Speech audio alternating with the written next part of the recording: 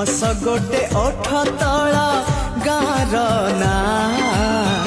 लुह गोटे आखि तल नईर ना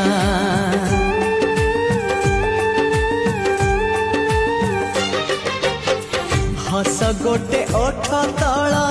गार ना लुह गोटे आखि तल नईर